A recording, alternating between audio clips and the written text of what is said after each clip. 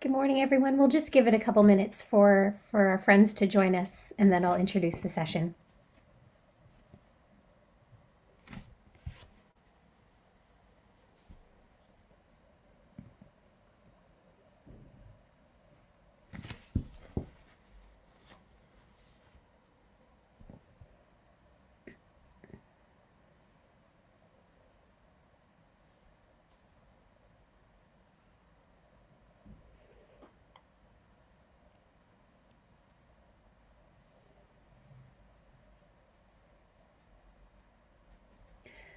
Bonjour et bienvenue à tous et à toutes. Nous sommes heureux de vous accueillir à la deuxième session de la série Boîte à outils en sciences humaines numériques. Je suis Jada Watson, coordonnatrice des sciences humaines numériques à l'Université d'Ottawa. Good morning and welcome to the second session of the DH Toolbox series. I'm Jada Watson, coordinator of digital humanities at the University of Ottawa, and I'm delighted to be hosting the fifth year of Toolbox workshops. In today's workshop, Patricia Bérubé will be sharing her work on translating visual arts into tactile and multisensory mediation tools. Before we begin, I'd like to start our session with an Indigenous land affirmation. Nous rendons hommage au peuple algonquin, gardien traditionnel de cette terre. Nous reconnaissons le lien sacré de longue date, l'unissant à ce territoire qui demeure non cédé. Nous rendons également hommage à tous les peuples autochtones qui habitent Ottawa, qu'ils soient de la région ou d'ailleurs au Canada. Nous reconnaissons les gardiens des savoirs traditionnels jeunes et âgés. Nous honorons aussi le courageux dirigeant d'hier, d'aujourd'hui et de demain. We pay respect to the Algonquin people who are the traditional guardians of this land. We acknowledge their long-standing relationship with this territory, which remains unceded.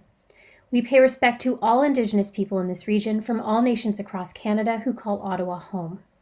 We acknowledge the traditional knowledge keepers, both young and old, and we honor their courageous leaders, past, present, and future.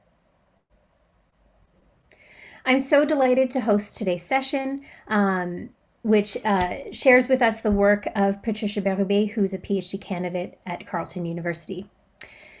As the number of vision impaired and blind individuals in the world is set to triple by 2050, it's become critically important to investigate the contributions of intersensoriality in the understanding and appreciation of visual arts, such as drawings or paintings.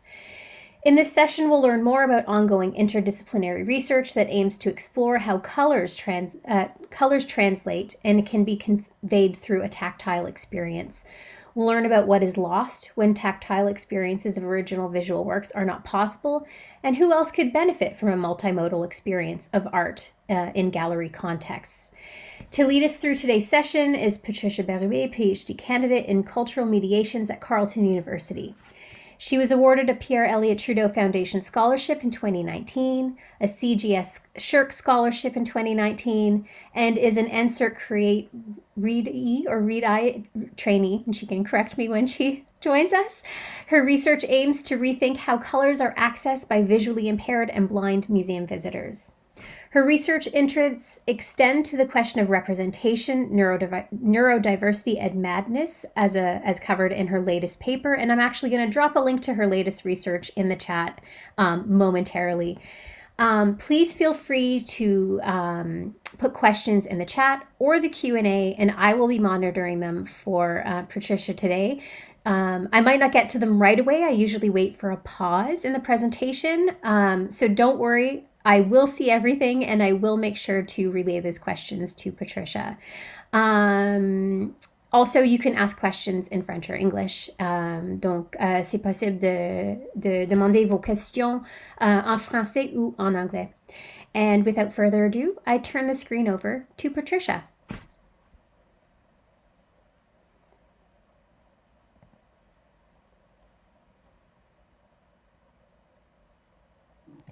Thank you, Jada.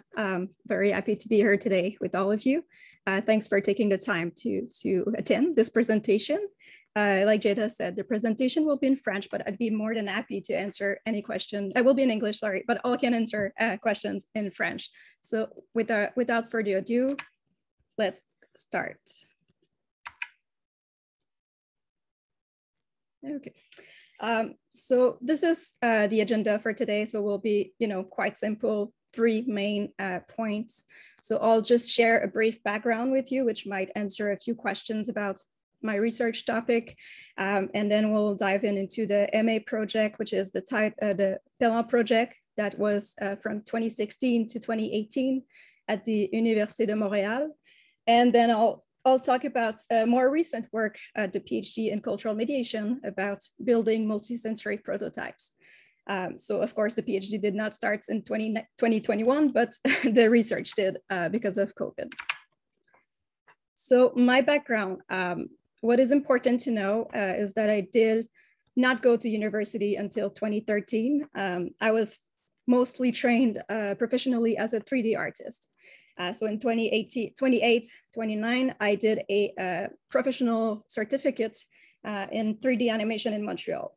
I did specialize in the video game, but I only worked in animation on television, so for some TV shows. And then I also worked almost 4 years in medical simulation, which is far from my training, you'd say. But it is this background that got me to my current project, and also all of the theoretical background in art history, but also with a minor during the bachelor degree in museum studies and 1 year exchange in Paris. So I'm still following the same path as of now, but technically that means that my mind is twofold. So I'm always thinking practically, and I'm also thinking theoretically, which brings us to the MA project, which is dear and near to my art. So how did it begin? Well, it all started, for a passion for painting and color. So when I applied to the master, it was my understanding that you needed to present your project already to get in. So I was looking for my project 1 year in advance, and I kept thinking about, I want to study the old master, romantic painting. But of course, this, it has all been done already a lot of times. So with thinking of that, and also thinking of helping people and technologies, all of these three, anchors to my background, my first idea was really to help people who are homeless to get into the museum. But I realized that some research had been done in Paris and that it has not been very successful. So at one point I was meeting with my supervisor, and I just got so frustrated that my ideas didn't, seem to cut it. So I talked with him, and I decided, oh my God, it would be so easy to just do translation, tactile translation of colors for painting, and then present this to people who are visually impaired. And I was like, I was vibrating. I was so stimulated. And he was like, I'll make some tea, just sit down and we'll talk this through. So I explained the idea. He was like, I think that's your project, and you should give it a go, which I did. But, like all researchers do before starting a project, you need to know what has been done elsewhere to address this issue or this problematic. So in my case, it goes back to 1995 at the Louvre in Paris, where they created this tactile art gallery, in which, it was very interesting. I've been there myself. Very difficult to find it within the museum, even for someone who's sighted. And here you can see, there's a lot of reproductions of sculptures that are laid out across a ramp, and they have all of the descriptions in Braille, so you can access those. But still, this is 3D models and 3D sculptures, so of course it's easily applicable. Until 2015, that's when it all started to change. This is the Unseen Art Project. And what they did is that they hired some artists, and they did let's say a tactile interpretation of the Mona Lisa. And they had this scaled down, and they could, you could order your own copy, and they can send it to you for a very low price. But I don't know if you can see what's striking, but there's no colors. And for me, it's something that's really crucial is colors, which brings us, to the Musée du Prado in 2015 again. The exhibition was Hoy Toca el Prado. And what they did is that they had the painting printed in relief, with, some textures to say how the paintbrush worked. So then again, the what you're touching does not convey colors. It conveys the paintbrush itself. And this is a very popular thing amongst museums to translate colors. So they will also have the tactile legend next to it, or tactile label. And more close to us, there's this project in 2016 at the Canadian Museum for Human Rights. So I'll just ask you to bear with me and I'll play this video it's only 2 minutes, so just don't move.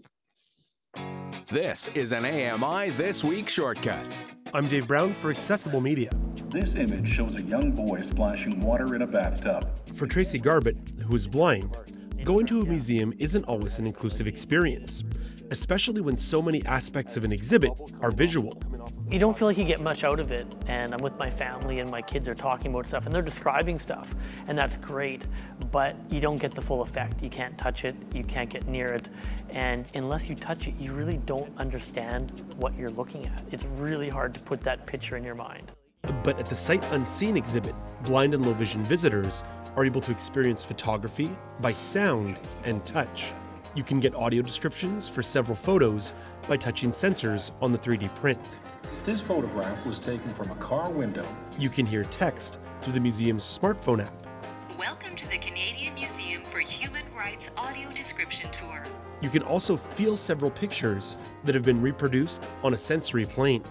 Maureen Fitzhenry is the Media Relations Manager for the Canadian Museum for Human Rights. She explains why this multi-sensory experience was a priority for the museum. Canadian Museum for Human Rights is very committed to having an inclusive experience to recognize and promote disability rights and inclusion.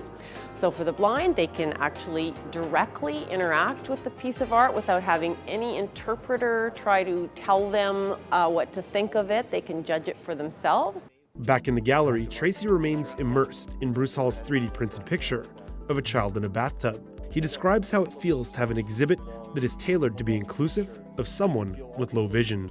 You feel pretty good because you know that you're getting something out of it, and when you get that voice activation giving you even more description, you're part of the picture. You get it and you understand what you're looking at. For Accessible Media, I'm Dave Brown. So what this shows us is, there's a lot more than to visual art than visual side, right? And for people who are visually impaired or blind, that also means that sometimes a description is not enough, an audio description. So let's say I tell you like, oh, there's a lady, she's crossing her legs, her knees, are towards the ceiling. Well, this is not relevant. You don't know if she's crossing her legs on the left side of the painting or the right side of the painting. So this is a lot of things that, sighted people will not think of telling a visually impaired visitors. And through touch, this is something that can be easily fixed. So the same year, so you'll see that there's a tendency about using sensors. And this is what the Qu'est-ce project is all about. So from Klimt. And what they did is they did an all white 3D printed model, and then they added some captors. I haven't had a chance to find a videos or try it, but my guess is that, if you touch one of the captors, it will say like, this is the dress of the lady, or oh, they're kissing. But then again, it's the same format. And then 2017, it feels like we're going back, but it's mostly that feeling Van Gogh at the Van Gogh Museum, which was basically touching tactilely about the paint stroke. But what is good is that they have added a mediation tool for people who are visually impaired, such as this one, which is basically showing the different elements of the painting and allowing you to feel the sense of the paint strokes. So this is very good. And now the Pelham project for the masters.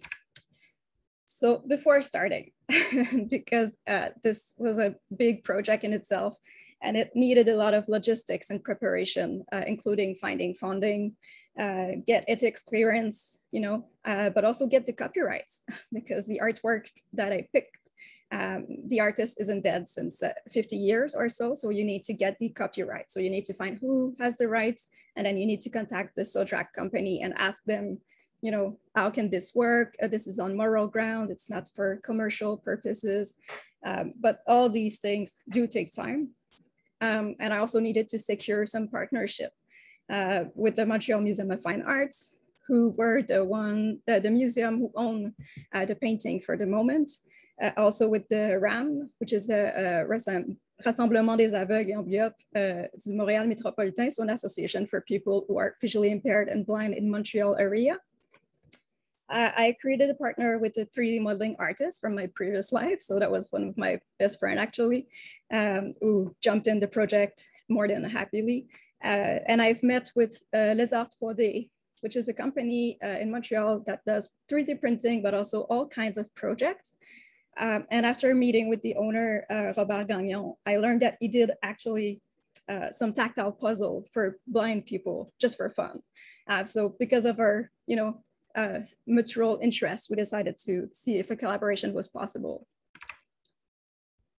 Now, another big issue, well, it's not really an issue, but it's something you need to keep in mind. It's choosing the right artwork. So in my case, I selected the Alfred Pellan Bannière de l'Exposition Prisme Dieu. And this is 1948, like I said, so I needed to get the authors right. And basically why I picked this picture, this painting, is because after talking with one of my mentors, we thought that, this painting is basically about eyes, but also about God and about all of the weight and importance of religion in Quebec in 1948 and 1940s or so. So it was nice to give it another, like a small wink and give another side to it. The other thing that made me pick this is that there's not too many colors, so it would be easy to read tactilely. And there's also already some big outlines in black that we can use to separate the different textures. So that was a big plus. So when I applied to funding, and even when reaching out to people to get partnership with the RAM or with everybody at the museum even, I did present some 3D scale models that were made by my friend. And basically from doing previous research, the idea was that you actually need to separate the painting into 2 steps. So you need to have the outline to understand where each element is placed, and then you'll need to have the outline plus the textures. So just so it's not overwhelming at first having all of them. We also scaled down almost half of the original size, just so it's reachable with your 2 ends and you don't need to stretch too much. And of course, it's also for economic reasons. It would be less expensive and can allow us to pay for 2 prototypes instead of just 1. So that's the outline. And that's the second one with the texture. These were just random textures to share the idea. And choosing a technology, well, we did pick 3D printing in a sense, but I always like to say it's not 3D printing what we're doing. Because let's say these are some of the materials, and the one on the top are a harder type of silicone, and the one at the bottom are a softer silicone. And we did try at first to do those in 3D printing with plastic, and the participants just rejected those textures. They commented that they were, these textures were aggressive because they could feel the lines of the 3D printer.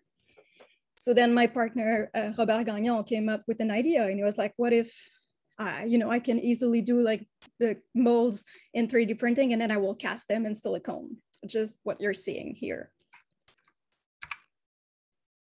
But, why associate some colors to specific textures? Because I'm not visually impaired nor blind, I wanted to have this as a collaborative research or participative action research.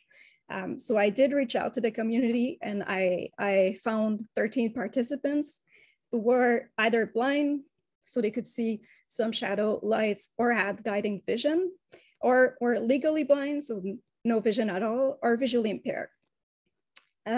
Most of them were over 65 years old. And what is important and a big limitation is that I have no participants who were born blind. So that's someone who's born blind and has no reference of what color is. And I think that was, a big limitation to the project, like I said. So for this research, the plan was to select the texture with the participant. So because this was so experiential, what I did is that I asked Les Arts 3D to print a few textures, like 13 or 15 textures. I presented them to the participant, and then I asked them, you know, out of the blue, which one is white and why is that? Which led to very interesting discussion, but I was very happy to see and surprised that more than half of the participants selected the same textures for the same thing. So let's say the texture red that was selected was very bumpy and very, you know, a high texture. And they just said that, oh, that's red because it's passion, it's love. So it's like, it's vibrant, it's important, it's high. And the same thing would happen. They would also associate with memory. So they would say like the flat texture was the white. And they say like white is boring. It's reminding me of winter. I'm stuck inside. I cannot go outside because it's too dangerous, even with my cane. And you know, it was interesting and would be something that would need to be digged up further, maybe for future research. But once we agreed on the texture, I had the prototypes being made and we would test them together. After the first test with the participant, I would ask them, you know, how can we improve the prototype? And a few suggestions were made and we'll go through them later. But one question I had is like, can color be translated into a tactile code? And if so, what is this tactile code? Can it be universal? And also, you know, I have to add that my participants from the MA were only French native speakers. So, and for the master, I only have people who speak English as a main language. So I don't know if, you know, emotion would be perceived differently. If we think about red in China, it's not the same, you know, association as red here in terms of sentimental value. So I came across this patent filled by Mark Van Cree-Kilville, still not good with his name.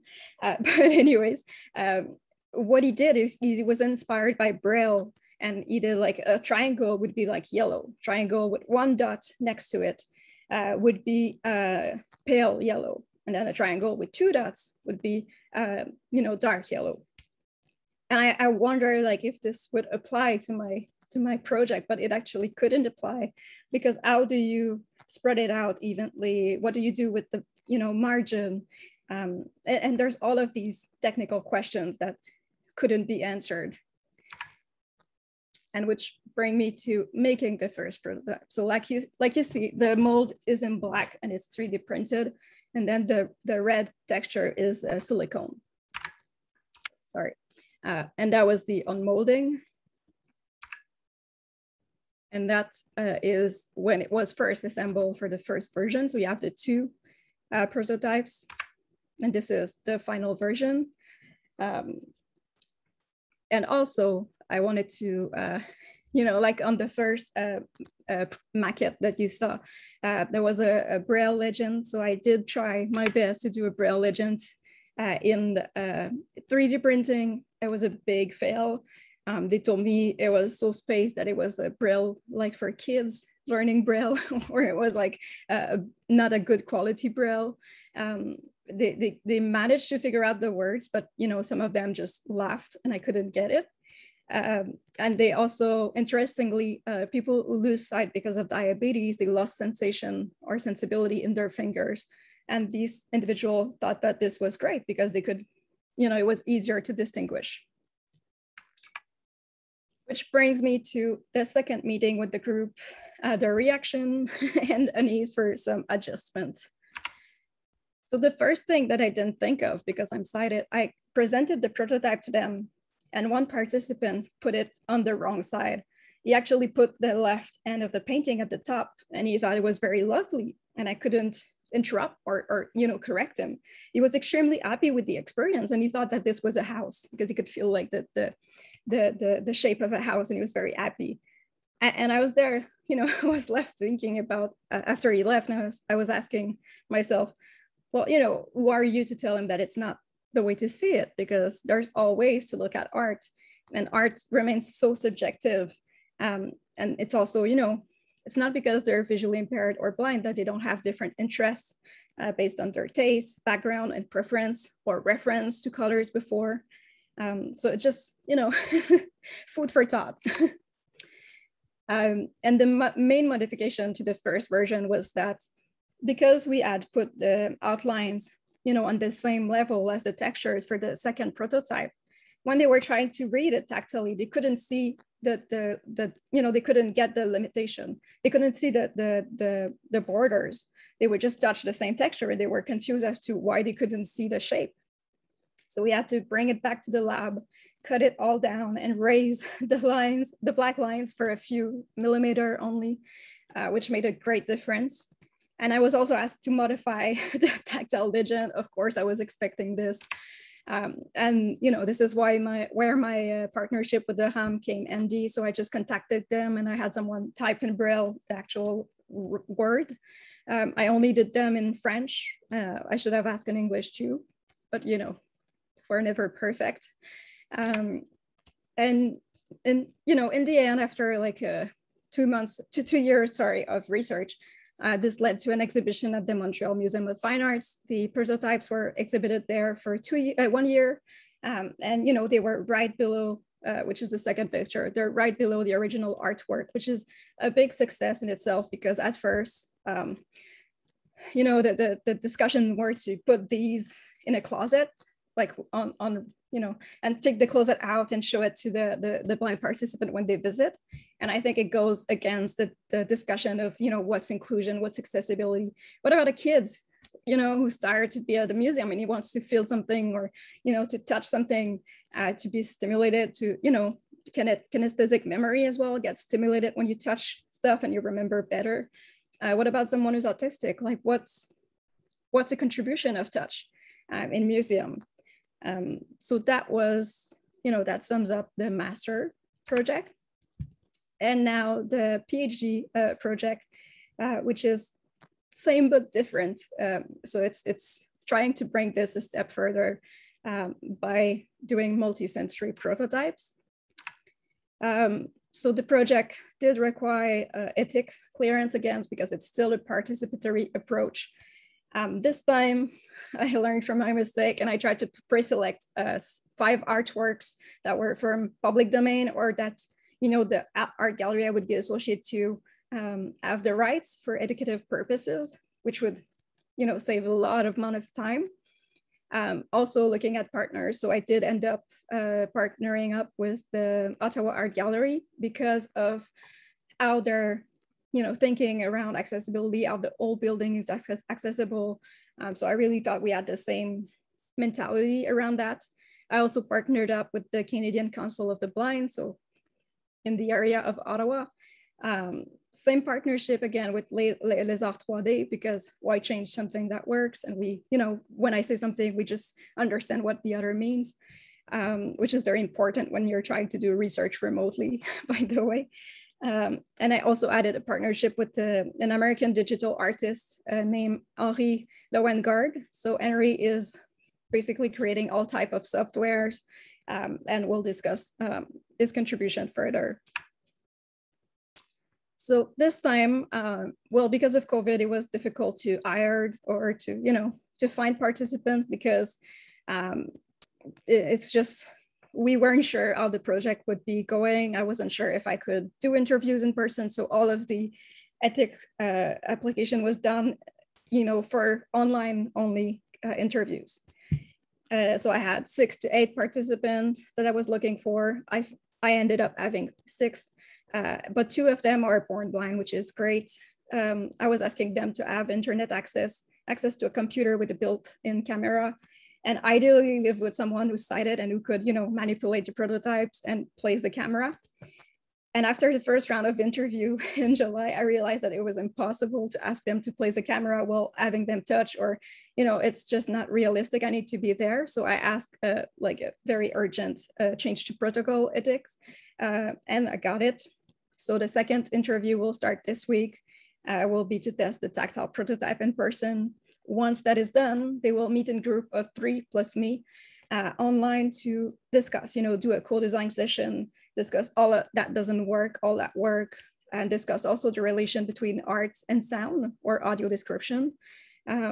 so basically what sound can be added, because I don't want to impose my view, and that's very important. So I want the solution to come from them. And lastly, the fifth interview, hopefully in December, will be to test the multisensory prototypes. So just a quick view at how varied this group is. So my youngest participant is 25 years old. My oldest is 79 years old. They have all type of visual impairments. Some of them can see contrast. Some of them can use like a, they can see if it's very close for them. Some of them work, some of them are retired, and they don't have the same level in reading Braille, which is very important because, with less and less people learning Braille, this group is very representative. And what should the additional mediation look like? So should we have a legend in Braille again, or should we have something audio that everyone can access without, learning? So these are questions I will need to look at. But from the first interviews, what came up when discussing, what would you think of a tactile representation of a painting? And they had like 4 main points, and it was the audio component, the scale, the colors, the textures. And it even pointed out to some limitation, like, well, people sometimes have to, ask me to wear gloves. I don't like it. Not everyone has vision or recognition, sorry. So how will you do to take that into consideration? Oh, well, touch takes more time, so you can't, ask us or put that in a corridor in a museum because we will just be stuck. And art is so subjective. How will you consider that? And so all these I do take and I code and I try to, to discuss. But this was a first exploratory discussion, and then they will get to test tactile prototype. And once they tested it, we will actually go back to these comments and see, which one is still relevant. And if so, how do we incorporate them for the next stage? So, this is basically, for me, since it's a similar project, it's learning from previous experience. So in the first project at the master's level, we had a lot of issues with the solidity and the glue that we use. So one of the prototype was on plexiglass, and some part just fell in the end after 1 year at the museum. It was also less durable, like the white material we picked or the white colorants. Well, it ended up like, I still have the prototypes upstairs, and all the parts that are supposed to be white are yellow. Like they turned up like a white type of yellow. So it's not durable as per se. And because of that, it was decided not to use plexiglass and not to use the type of plastic we use at first to assemble the other prototype. So we used wood. More specifically, we use, I can recall, we use wood, we use the same glue, but because it was a different surface, it would stick. A new assembly method as well. And the main limitation I had was COVID related, and I'm not the only one in this position, unfortunately. So the first one being safety. So even if I were to do this remotely and to send, the prototype by mail or drive them myself, I would have to have them disinfected and isolated for 36 hours before the next step, the next testing. So with, that being all taken into consideration, that I cannot use textures that were mentioned during the interviews, like sand or grass or, even, I can't recall, but like textures that exist in the real life, but you cannot disinfect properly. So silicone is a great texture because then you can easily disinfect with a wipe, isolate it for 36 hours and conduct another interview. And lastly, the project was designed for online interviews. So I didn't plan for embedded audio, and I wish I did because it would maybe have been easier. But I found out a solution that will make do for now. I don't know how it will work out during the test, but I'll explain this one later.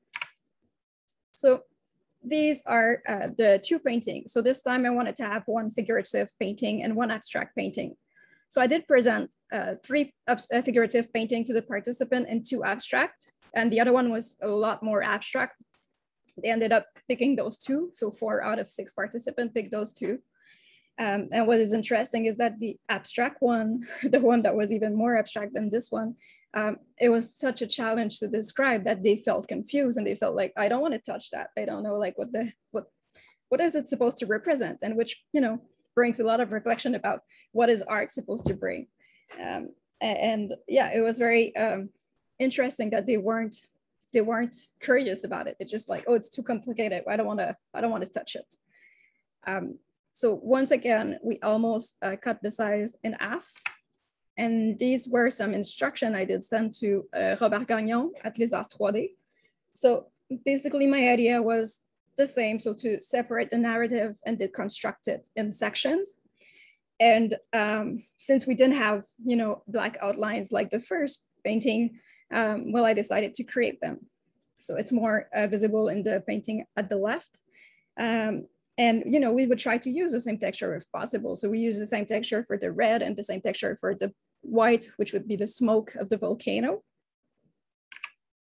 And what it looks like is that this time, and this is a test that we're doing, I don't know if it will, you know, go well, but we tried to use something more different for the outline. So something that by touch, you could easily say that's the outline, and you don't need to, you know, think about, is this a texture that, you know, displays differently, or is this, what is it exactly? So because of that, the outlines were made in MDF, which, you know, there's no splinters. So it's great because this needs to be risk-free as much as possible, except of COVID risk. And this is really where the fun begins and where my partner comes in. So I'll just play this, there's no sound. So this is, oh, sorry. This is what happens when he has to put the silicone into the molds, which is very long, actually, process. But the longer process is this one, and it's the part where most of the section will break, or, and you know, a part of the texture will stay in the mold, and they have to start over again. So it's a lot of steps, and they also have to calculate a lot of material that they would like to use in case, you know, it doesn't go well the first time. And sometimes it takes quite time to get the part of the texture out.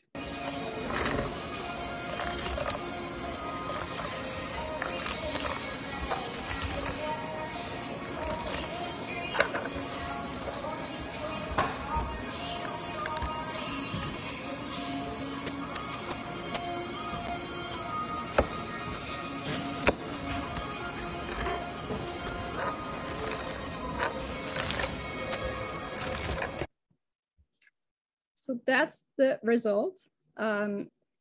Those are the two prototypes that I got right now. And they are upstairs. I have 2 copies for each because of COVID. So I can, you know, I can conduct interview faster. So basically it's really how to simplify. It's almost like paint by number. And from that point, I will be meeting with the participant and really go through all of them. I already see some issues with some parts of them, and we'll see how we can address that. And probably we'll have to do other prototype completely because it won't be salvageable, but we'll see. And as of the audio component, that is the first plan that was, you know, that we could think of with COVID restrictions. But basically the idea was, that's my laptop, would be my laptop. I could see the participant touch the prototype, and then I would have a similar representation on an iPad. And when I click on a specific zone, it would just give an audio or a description. You know, and I think you get why it was a nightmare to have to do that remotely. And that's why I got the edX changed to protocol, luckily. So I'll be conducting that in person. So I'll have, you know, the participant in front of me will be touching, and I'll have an iPad and I'll be activating the sound as needed. These sounds were not defined yet. So I don't know if they'll be like, you know, water for the sound of water, or if it will be like music or a description. It's entirely up to them right now. And it's also, you know, brings me other challenges than the first one. And there are some, you know, decisions that do fall within the purview of the researcher. It's difficult not to step too much on the project versus what decision fall from the participant. And I think you know, this also, like one example is different textures for the same color, right? So let's go back and you can see right here. So I have blue that is lines to represent the rain. And then I have, you know, texture that represent like spirals to do the sky, clouds. And here I have another blue, same blue that represent water. So it's you know, it's waves. So when is it important to translate color? If it's the same color, like how do you differentiate versus translating the narrative or the content of what you're actually representing? So this is something I'll be testing this time. I have no idea how it'll go, but yeah, I will see.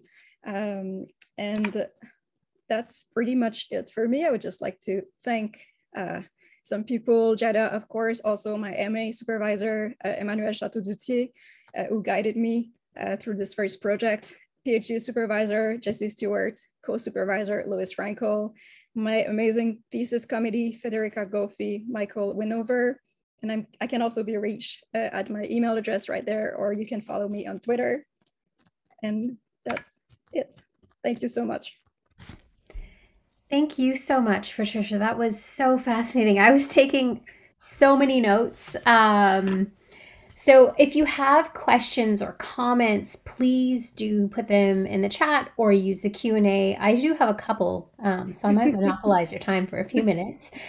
But it struck me, I mean, I had questions going into this, but I was struck by even just your decisions with coding. You were talking about, you know, gathering that complex web that you're working with, all the data that you're collecting to help you sort of on a technical level. What tool are you using to work with that interview data and analyze it so that you can come to a decision? Because the range of responses you presented to us, I'm sure, are small, I'm sure.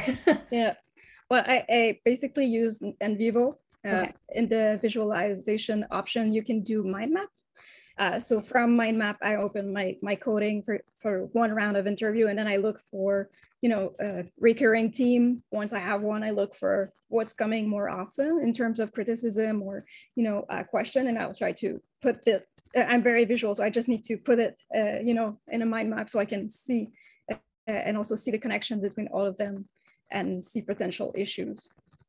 Right.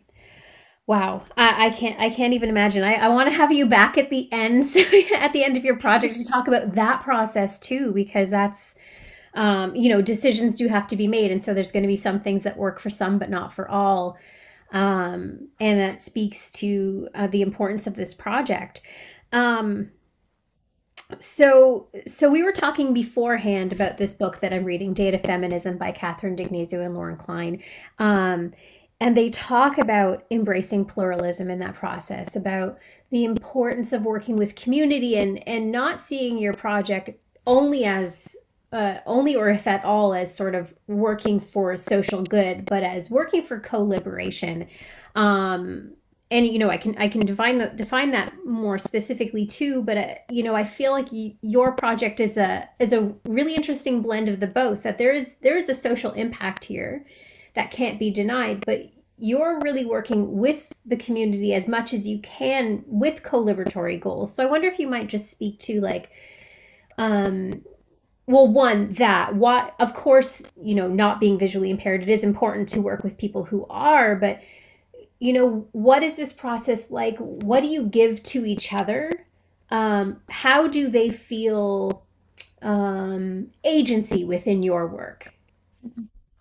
Well, I mean, and there's two sides, right, of my project. So there's this project, and then there's the whole theoretical part of the thesis, in which I tried to demolish the color-centrist approach of a museum. But when working with the participant, I really tell them, like, look, I'm facilitating here. You know, if something doesn't add up or doesn't make sense, please let me know. If something is upsetting to you, please let me know. I can't, and we always say that, my participants say that, and I say that as well. You can't know what you don't know.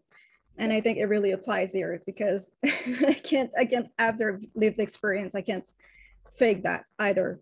And I think it's all of these discussions around interdisciplinary also dive into a bigger discussion about, the traditions of specific fields and how, let's say, disability studies is something that criticizes society, and accessibility studies is there to fix the individual. And I don't agree. I think they really do both go hand in hand, and it's time that we change the mentalities. And I think this is what I hope this project will be doing. Yeah. Are you able to talk about next steps? I mean, I know you're in PhD land, so you're probably thinking so much about that, but I wonder if you can share with us, in your ideal world, what would be the next steps for you academically, but also sort of, because I know that there's a very practical application to this too. So do you see a path forward for this research and how it will shape Canadian museums and archives? I guess museums. Museums. Well, you never know what's the impact. Well, I mean, in terms of project, I do plan to finish my thesis this year, March next year.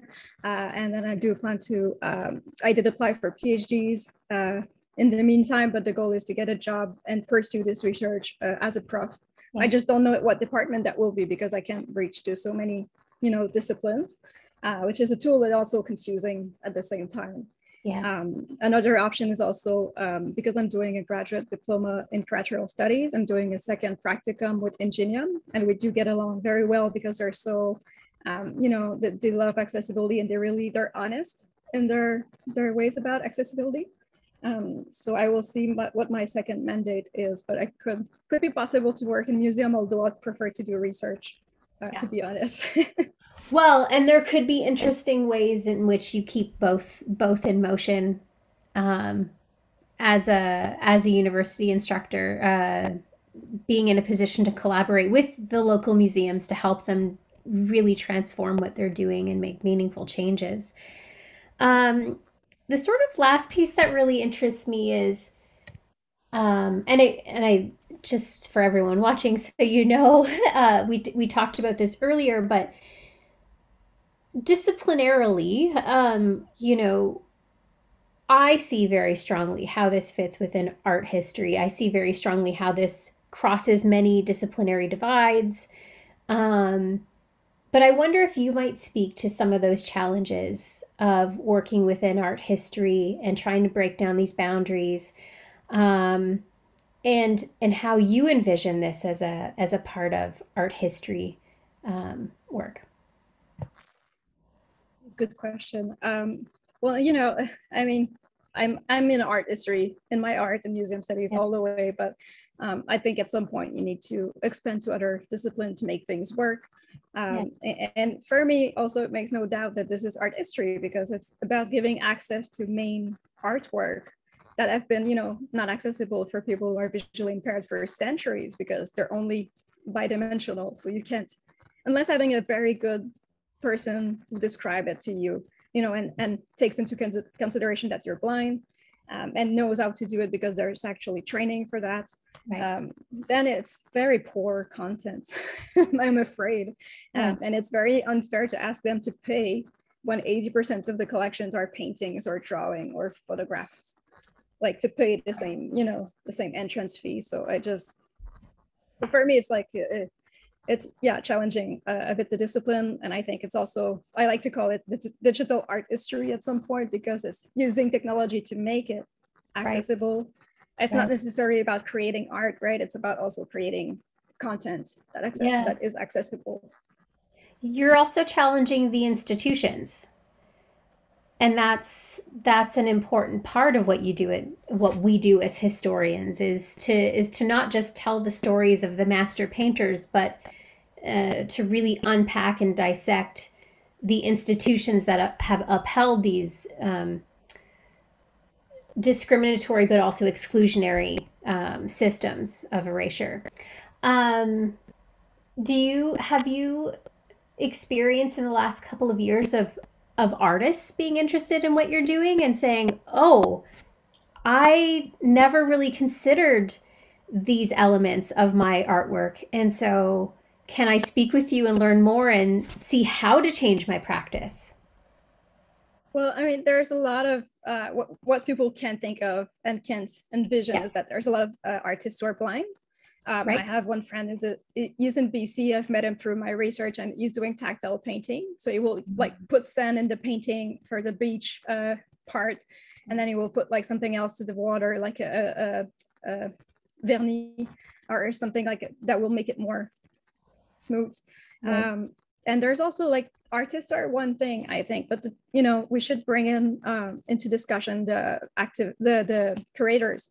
So, you know, there's this tendency about curatorial activism where, you know, curators who are disabled or even not disabled will act as allies, and they will decide like, I will do a whole exhibition of only artists, like only Black artists, only female Black artists, or only, you know, disabled artists or mentally ill artists or whatever.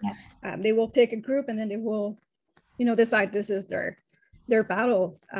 But you're still confronted with the institution who don't always want to host these types of disruptive practices. Yeah.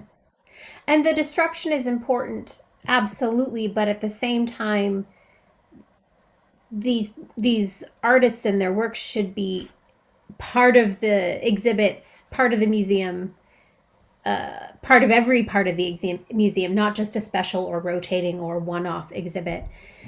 Thank you so much. Since there are no questions, I will bring this to an end, but this was such a great session. I learned so much, and I can't wait to post this to YouTube so that anyone who wasn't able to join us can see it. I can't wait to see the outcome of your PhD research and where you go next. And we'd love to have you back because I think there's so much to learn from this, and that can translate across all of the fine arts in really meaningful ways. So thank you so much for sharing your work, and thank you to those who were able to join us today. Join us again in 2 weeks at this same time, 11:30 Eastern. We have Robert Vanderberg coming in virtually from the National Arts Center, and his talk is called From Analog Woes to Digital Successes, Transforming the Archives of the National Arts Center. And he's going to walk us through what he inherited when he took on the job in his archives at the NAC. And I'm very much looking forward to hosting that. So thank you again, Patricia, and have a great week, everybody.